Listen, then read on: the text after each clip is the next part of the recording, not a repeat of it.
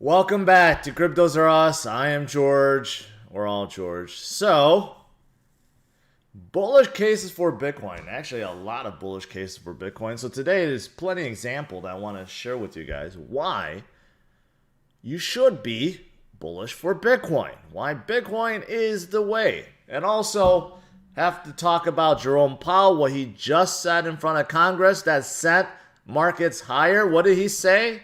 Did he say go buy Bitcoin? Maybe. You have to wait and watch and find out. So thanks for tuning in. Smash up the like, subscribe to the channel. Make sure you hit that notification bell to get notified of my 3 streams per day. And follow me on social media. And lastly, check out all the latest news, article, and guides at CryptosRUs.com. Welcome, welcome, welcome. Good morning or good afternoon, wherever you may be. All right, so Bitcoin is still around this 44,000 reason. Obviously, this morning, actually, when I was streaming, Bitcoin just like all of a sudden pumped up. Look at this. Boom, right? It was heading down and then boom, and pumped up to about 45.4.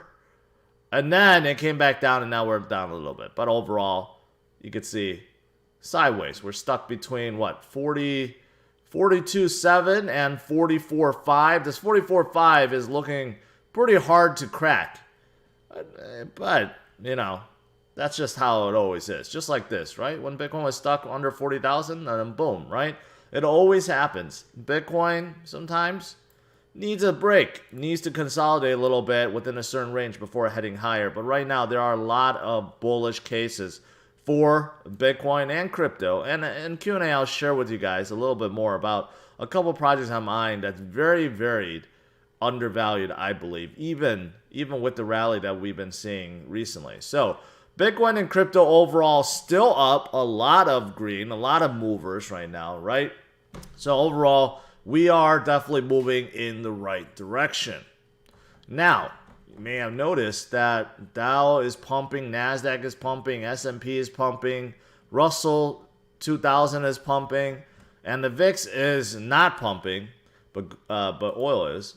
I mentioned oil, $109 per barrel. I mentioned about that basically due to what's going on with Ukraine and war, right? And Russia being cut off potentially.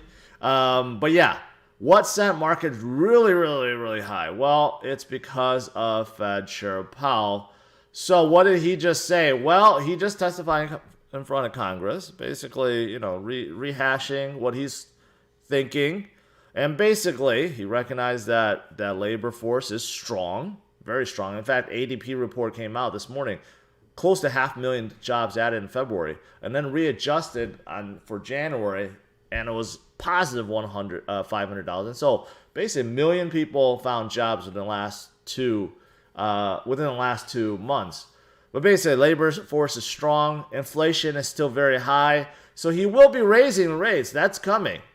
However, he believes, and he will propose a 25 basis point raise rather than a 50. Because he believes that is the right thing. And the rest of the committee will probably not go for a 50 basis point raise anyways. So it's pretty much locked in now that it is going to be 25 basis points. And the reason why this is pumping up the markets is because, well, people don't like rates. They don't like rates going up. Rates going up affect a lot of things. Starts making loans more difficult, obviously more costly. And there's a lot of ramifications that go along with that. So overall, lower rates for March is a good thing. But we don't know how many times, maybe in April, right afterwards, in May or June and July, who knows how many times rates will be raised, in the following months after March. We don't know. That's a question mark, right? So still, could it be 4 times? Could it be 6 times? Could it be 8 times? I think JP Morgan estimated it was going to be like 8 rate hikes. 8 meetings in a row where they're going to raise hikes, maybe. Because inflation is still an issue, right? So obviously this is a big bullish case for Bitcoin because inflation is not just going to go away. It's not going to just drop to zero, especially with oil prices going up, right? So that is definitely a concern. And I would say that's a very first bullish case for Bitcoin is inflation and hedging against that. But that's not all. That's not all. Fed Powell also talked about digital currencies, whether or not the U.S. should follow other countries and come out with a CBDC, basically a digital version of the dollar. And he's still evaluating whether or not, he's working with MIT, whether or not this is the right course of action. And what's funny was he did actually mention that there could be multiple reserve currencies around the world. Okay, he didn't specifically say what the second one could be. Maybe he was referring to the dollar and the digital dollar, or he was referring to something else, like Bitcoin, right? There's no reason why there can't be two reserve currencies of the world. Maybe the dollar supplement with Bitcoin. Everything is moving digital. Even the Fed is looking at a digital dollar, right? And we know China already has digital yuan, and other countries are looking at their own CBDCs, including Ukraine. They were developing their own CBDC as well, and there's many other countries doing the same thing, right? So if everything's moving to the blockchain, everything is moving to digital, why not Bitcoin, right? Bitcoin is still the only non-sovereign crypto out there. Whether or not there is a digital USD or digital yuan or digital ruble, if there is one, right? They're still controlled by the Fed and the central banks. You know, they could still be inflated. There's still monetary policy that can be applied that could cause X number of, digital USD to be minted out of the air, right? But not with Bitcoin. You can't inflate it. You can't. And you can't manipulate it in any single way. So I would say that's also pretty bullish, right? The fact that Chair Powell is saying that there could be a secondary reserve currency. And what better currency than Bitcoin, right? If you think about that. So that's also very positive. Very positive indeed.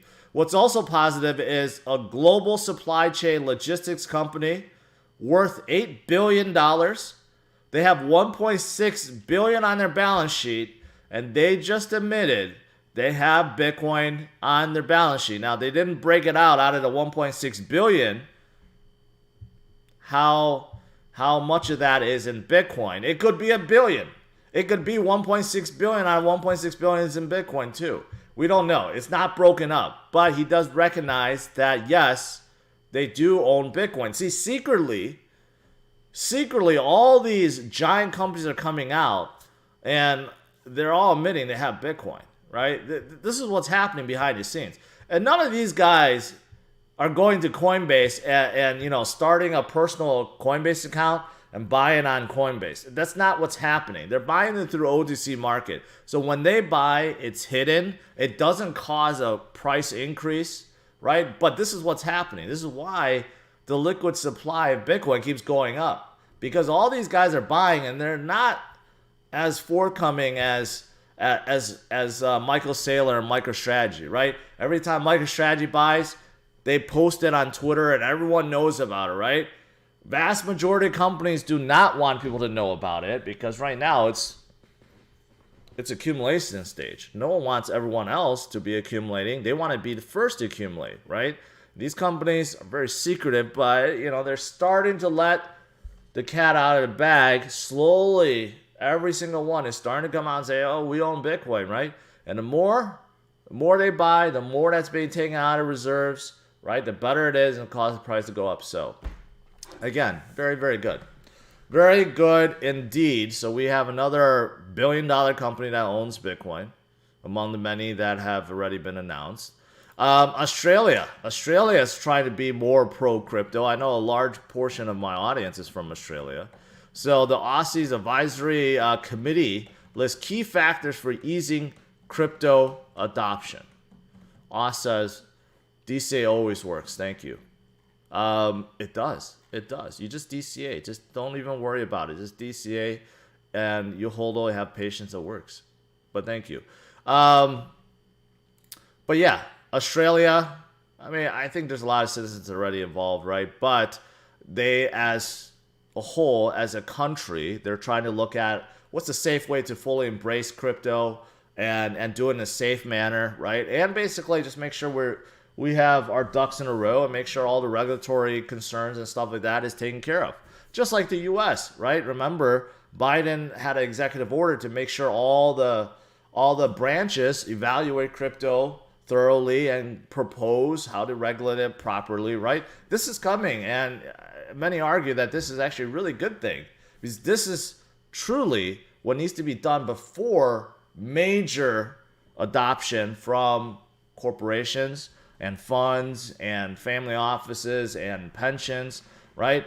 They want that clarity. They want that regulatory clarity before they put their money in, and there's trillions on the sidelines that can be entering in, right, as soon as the clarity comes. So, good for Australia. What else is there? Well, this is from Canada. Canada's biggest Bitcoin ETF, Purpose Bitcoin ETF. You can see the arrow going up, accumulating, right?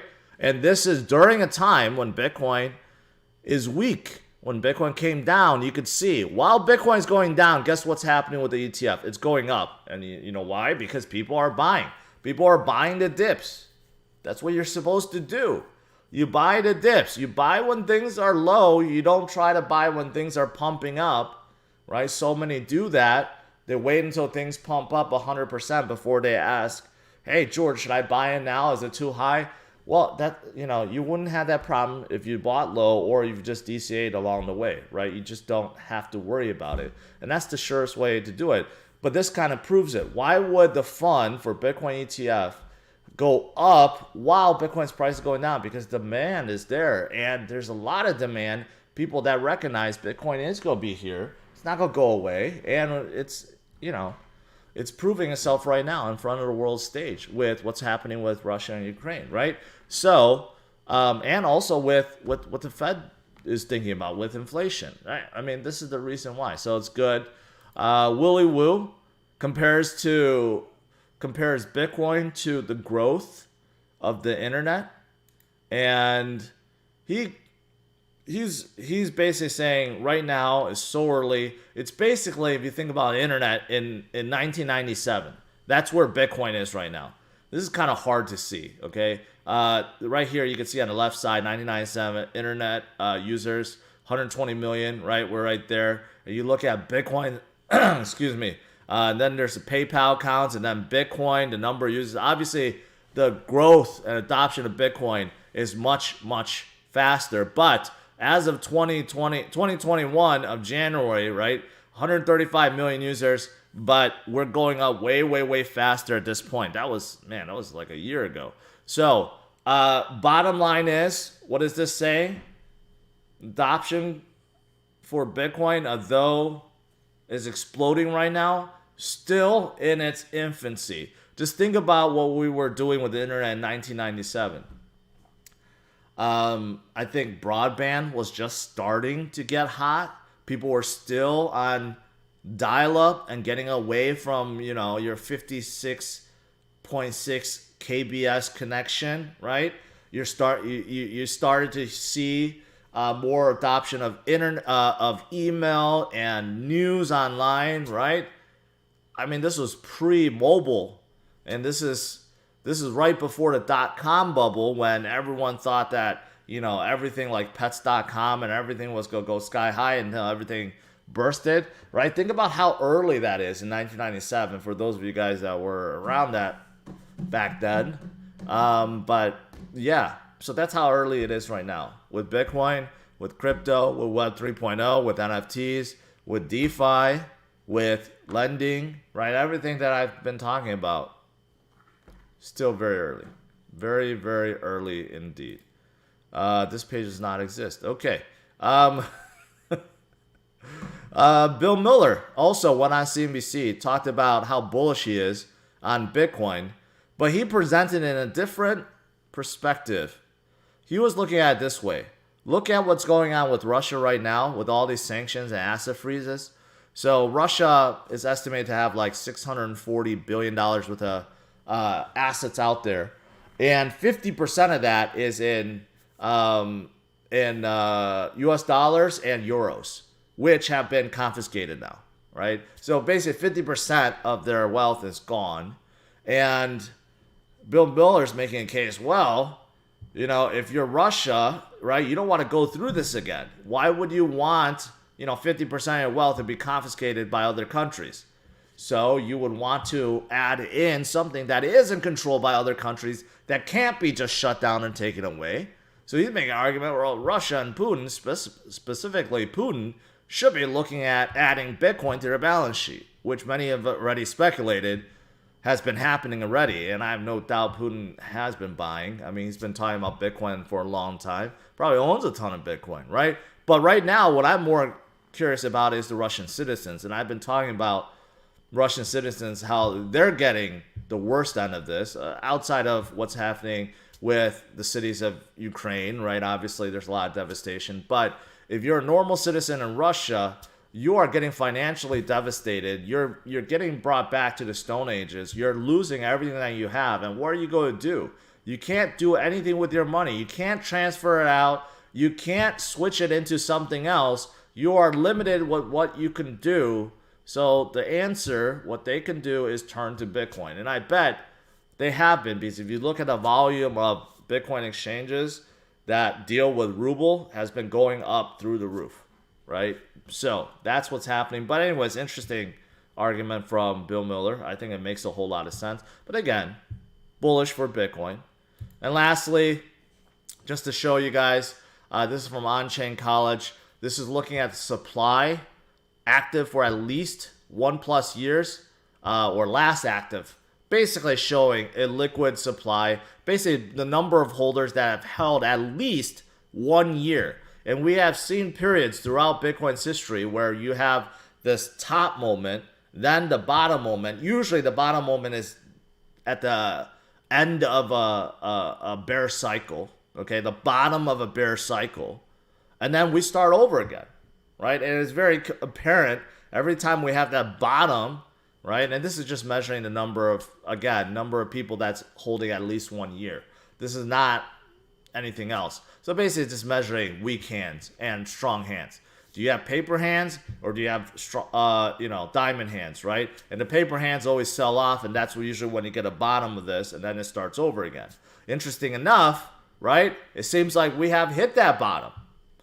It seems like we have hit that bottom right around 28,000, and things have not changed. If you look at the right-hand side, when Bitcoin first fell down to 28,000, that seems like that was the bottom.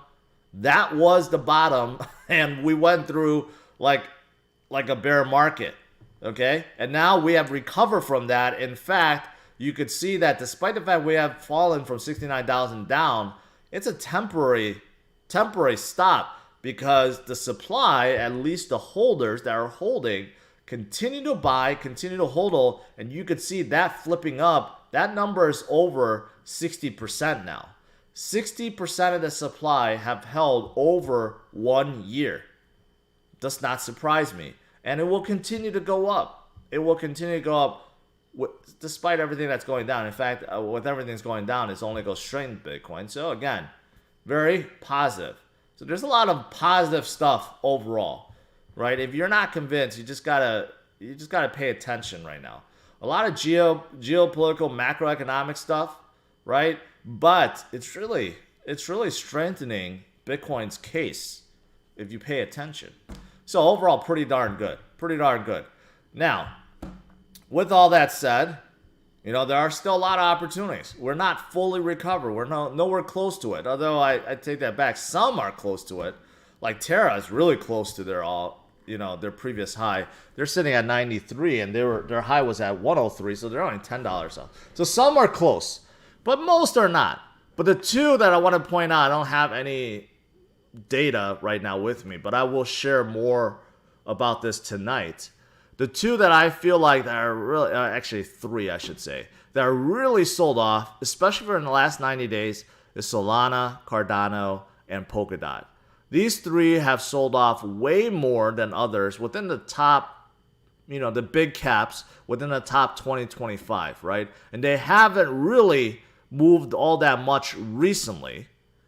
So these three, I think, are really undervalued. Solana, for obvious reasons, I've supported Solana for a while, been talking about them a lot. The problem is they have a lot of network outages, and they're controlled by a lot of VCs. A lot of VCs hold a significant amount of Solana, but they still have one of the most robust chains out there in terms of speed, adoption. There's a lot of support, the growing user base, and NFTs are blooming on a Solana, and dApps are still coming on board. So I don't think you can ignore Solana at this point. I think they will continue to recover, but seeing how they're down like 55% over the last 90 days shows how oversold they are right now. Also, Cardano. Cardano, people love it or hate it. People that love to hate Charles. But there's no doubt they are up here for a reason. Loyal support, a lot of ADA being staked. Sunday swap is out. In fact, there's an airdrop event that's going on right now. But I think they're going to continue forward. They're going to increase their TVL and DeFi offerings, and they will continue forward, right? And they're still working on scaling. And once they get that done, well, they'll have multiple chains too, which will help them scale infinitely. And lastly is Polkadot, which isn't talked a whole lot about. But right now, Polkadot has... they donated $5 million to Ukraine. And Ukraine is actually airdropping that to their citizens. Interesting enough. There's a lot of people that's donating using crypto right now, and Polkadot is one of them. But also, they have a whole bunch of, parachains, chains that are now active, talking to each other. A lot of them are DeFi. I just feel like it is their time to shine. They've been weak for so long. There's no reason why they can't be recovering with the number of chains out there, a number of dApps, right? You could see that their previous high is 55, and they're only at 19. They're really, really, really far off from their previous high, right? So I do believe that they're also primed to make a good recovery. And same thing with Cardano too. I mean, Cardano was at 310 once upon a day, and now they're under $1. So yeah, just pay attention to all these three. I think they're the big caps that could be moving tremendously in the future as the market recovers because of how oversold they are. And lastly, I just want to point this out. So Dogecoin now. If you're a Dogecoin holder, Dogecoin is accepted by Ukraine as a donation. In fact, this number keeps going up and up and up. Now there's $35 million worth of crypto that was donated. Just yesterday I was covering this. It was like 20-something million. So it's going up by leaps and bounds right now. And this is fantastic. This is definitely going to a good cause and helping the Ukrainians, support their war effort with against Russia, who is bombarding Kharkiv and Kiev, and they are trying their best to defend themselves. So it's good. Good for Doge and good for crypto overall. All right, that's pretty much it. Let's do some Q&A.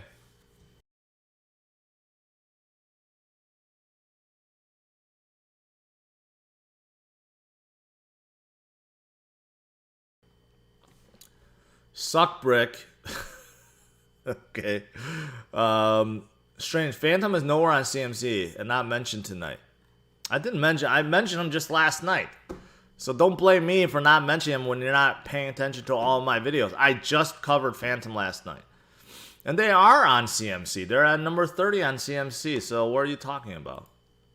I have no idea what you're talking about. But I've just talked about them, how undervalued I think they are also. But they're not in the top 10, if that's what you're saying. Can you talk about BCD dominance? Why is it going up? Well, it's going up because there's fear. Whenever there's fear, people gravitate towards what they know, which is Bitcoin. So anytime there's a lot of volatility, a lot of fear, Bitcoin dominance always goes up. But when there's, when there's more comfort, when the FUD dissipates, guess what happens? That money flows out of Bitcoin and goes into crypto, the rest of the crypto markets. So that's usually how it is.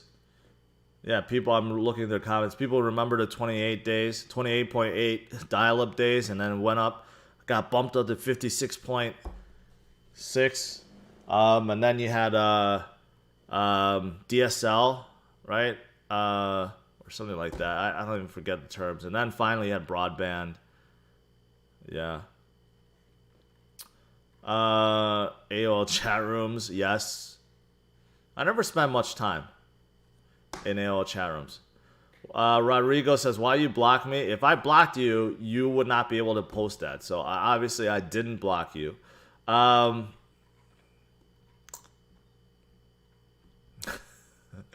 Mysterious Marissa, I appreciate that. Algorand is also, someone mentioned Algorand is working on CBDCs. They are. They're working, actually, Algorand has a very strong relationship with Latin America.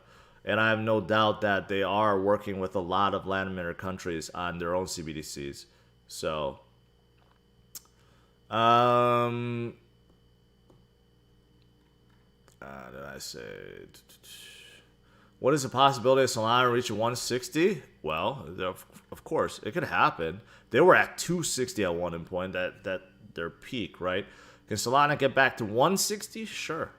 That's like a 60% raise from here, right? You're going to have to see a dramatic movement. Bitcoin probably had to go above 50 for that, right? But then again, 50 could be right around the corner. With the amount of attention Bitcoin is receiving right now, with the amount of buying too, that could happen in short order.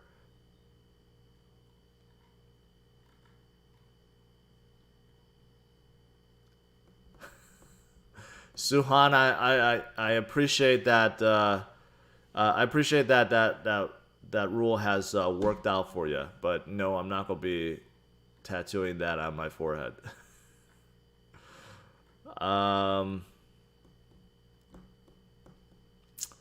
I do enjoy those dial-up sounds. I miss them a lot.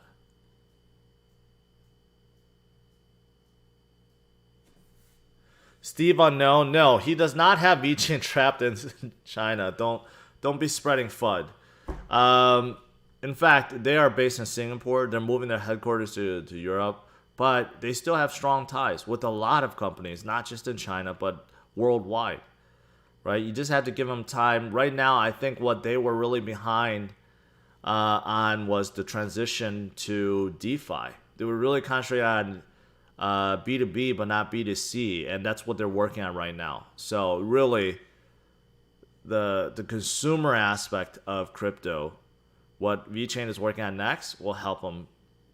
But yeah, they're making that move. Why is Avalanche so stagnant? They're not. They're not. They have been doing pretty well, at least better than some of the others.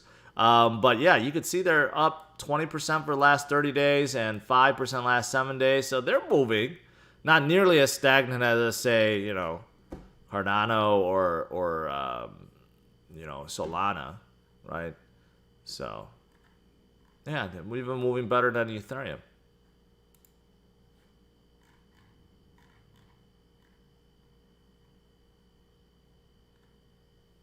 Do you think BTC will outpace the rest of the crypto market? I've always said that during crypto winters or bear markets or volatility, right? Bitcoin dominance will go up. It always does. And during pumps, Bitcoin dominance always goes up too. We have seen it countless times during previous runs. However, I've now come to the conclusion that crypto as a whole is so big now, and DeFi is so big now, right, that we're not going to see the same kind of climbs and dumps with BTC dominance. Not like before. Bitcoin dominance jumped up to like 70% back in 2017, and then at one point in time it dropped to like 30%. Right? And then it jumped right back up, right? There was wild swings because back then there was nothing supporting any of this crypto. Nothing that was supporting Ethereum or BNB back in the day. And that has changed. In 2021, things have changed, right? What's supporting them? DeFi, the chains, the dApps are running, right? And let's not forget the investments from VCs and institutions. They have their money locked in, and especially DeFi right now is causing people to actually just hodl, and that's great. And there's use cases for DeFi. You can now trade On DEXs, you can lend, you can borrow without a middleman, without anyone else. You could do it through smart contracts, right? And people are utilizing that a lot each and every day. And of course, you have NFTs that's also locking in liquidity, and that's still getting hot, right? So the landscape has changed. Since 2021, things have changed. So Bitcoin dominance will still go up and down sporadically, but if you're asking me, Bitcoin dominance ever go back up to like 70%? I just don't see it. I don't see it. For Bitcoin dominance to even get up above 50% at this point would be, I would think that there has to be something catastrophic happens, or I don't know, the U.S. government declares to go buy Bitcoin and put it into a balance sheet. Like something huge, some tremendously good thing for Bitcoin, or some kind of catastrophic event. Otherwise, I think you'll see Bitcoin go up and down, Bitcoin dominance go up and down, but not nearly as much as before. DCA is always at night, not during the morning times. Urban Nerd Beats, thank you. We're all George. Do you own Stacks, Tezos, or Uniswap? Yes, a little bit of everything. And inside the portfolio I've been building with you guys, I do own Stacks and Uniswap, but not Aave, and very little of Tezos. EU talking about using Ocean a lot. What's your opinion? I don't believe that that's true at all. I don't believe that they're talking about Ocean a lot. So I'm just going to discredit what you just said there. Should I be worried to fully... UNK, I'm not going to repeat that. All right.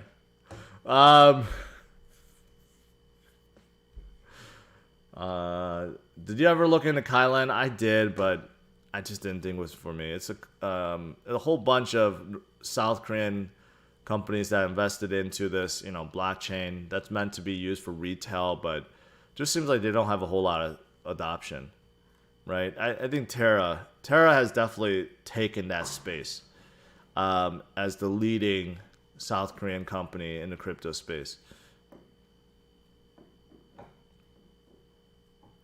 If you look into liquidity provider like Wu Token, as far as I know, Wu Token is more like a trading platform.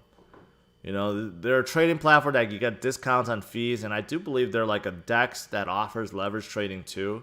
I didn't think that they were a liquidity provider. Maybe they have changed their model, but yeah, it's just not something that I'm a whole lot interested in.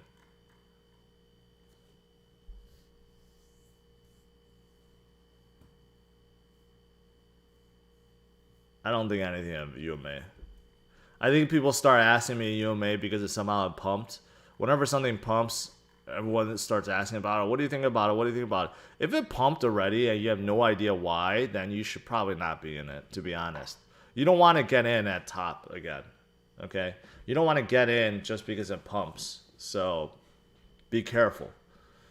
Dent, I don't know. I have a love and hate relationship with Dent. So they're decentralized mobile, and they work with the carriers. Hey, there's someone in the live Dent chat. That's me. No, that's not me.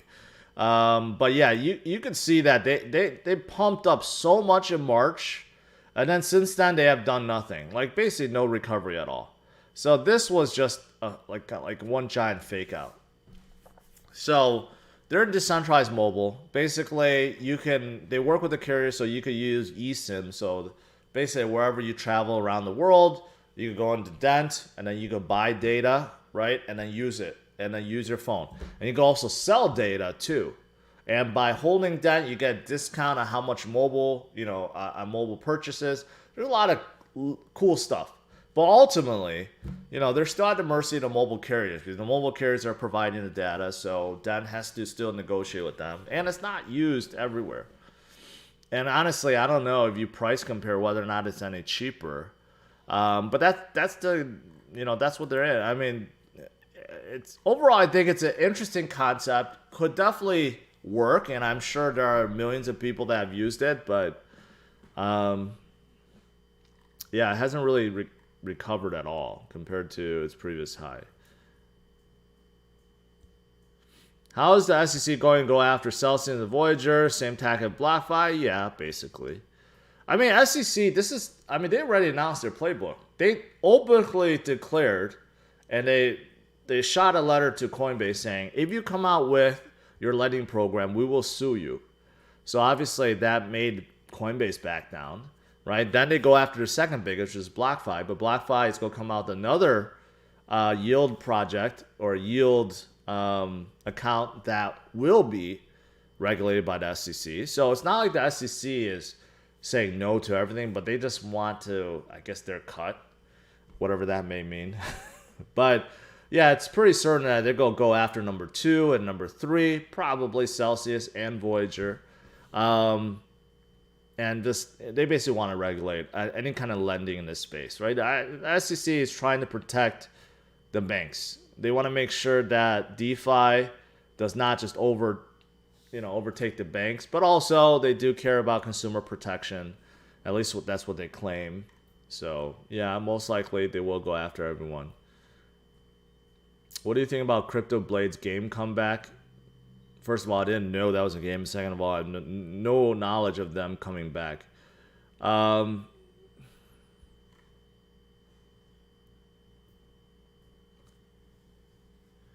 Is it smart to buy Bitcoin? I'm currently invested in left-handed puppetry. Elijah. That's new. I've never heard anyone say they're currently invested in left-handed puppetry. All right. Yes, it's a smart idea to buy Bitcoin. Any thoughts on Johnny Depp dropping his own NFT collection? I mean, everyone, if you're a well-known person, you're a celebrity, there's really no reason why you shouldn't. But the thing is, NFTs are moving from just pictures to utility, right? It'll be the ones that are offering something in return usually do better. So hopefully these celebrities do take advantage of that. Maybe if you buy one of the exclusive one-of-one Johnny Depp NFTs, you get to meet them or at least have a Zoom call or something. That'd be pretty cool. Bullish on Voyager. Thoughts on them adding a bunch of tokens? A good or not a big deal? I mean, Voyager's fine. It's a nice app. They're adding a bunch of tokens, but their spreads is very high. So when you sell and buy, the price is usually pretty off from what you see on CMC and what you see from other centralized exchanges. Also, you can't withdraw everything, but they do make it very easy to earn interest. All you have to do is just put it into your wallet. That's it, right? But then again, you can't deposit everything in. Sometimes you have to deposit something like Bitcoin, then sell it for something else that you want. So it's cumbersome in some ways. So there are benefits, and then there's negatives too. D-blocked observer. George, do you like me? I will like you only if you hold on to an I am George strap on NFT, then I'll like you. All right. That is pretty much it, guys. Overall, Bitcoin a little bit down from this morning, but you could see it's holding below this 44.5, and once it breaks through, let's go get up to 46, 47, possibly as high as 50,000. We could see one of these events right here happen in the near future. Obviously, U.S. markets are doing well. Powell gave some good news about only suggesting a 25 basis point hike. That's fantastic. Everyone loves that, right? But of course, we still have a lot of Ukraine conflict that's going on. I've been talking a lot about, right? Oil prices still going up. Still some uncertainty there. But Bitcoin is proving it is the answer. And today I've shared many bullish cases on Bitcoin. So make sure you smash the like, subscribe to the channel, and stay tuned tonight for my night stream, 8:30 p.m. Central Standard Time. So show up or be square. All right, guys, that's it. Have a good one. Take care. Bye-bye.